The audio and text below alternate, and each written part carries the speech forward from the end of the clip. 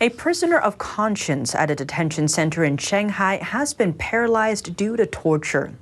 Authorities arrested him and his fiancée because they refused to denounce their faith in Falun Gong. Their family members and friends in the U.S. are appealing for their release.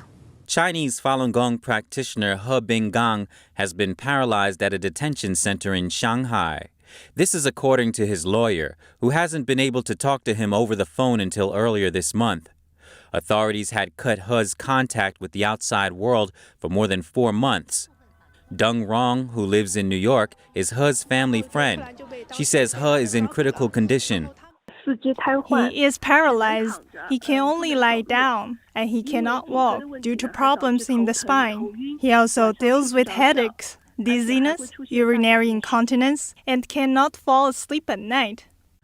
He's fiancée, Zhang Yibo, is being held at the same detention center. Authorities took both of them away last October. Their lawyer was not allowed to talk to them by phone until March 10th. A delivery person came to his door.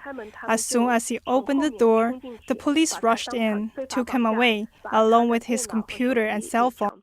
He's fiancée is also a Falun Gong practitioner.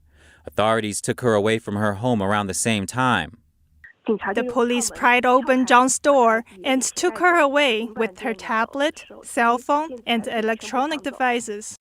Falun Gong is a spiritual practice rooted in Chinese tradition. It features meditative exercises and is guided by the principles of truthfulness, compassion, and tolerance. 2 decades ago, the CCP launched a campaign against the practice. Millions of practitioners in China have been detained, tortured, and even killed since then. Over the past 2 decades, He had been kicked out of his university for refusing to denounce his faith. He had also been detained several times afterwards. This is not the first time he suffered physical torture while in detention. In 2010, he was half paralyzed due to torture at the same detention center. Back in 2009, Zhang was sentenced to 1.5 years in jail for refusing to denounce her faith. She was a manager at a foreign company. Her brother appealed to Chinese authorities, asking them to release Zhang and her fiancé He.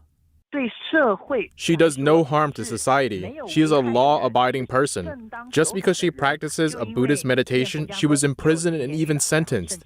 And now, 13 years later, they have arrested my sister once again. Zhang's brother says that authorities accused Zhang and He of undermining national security.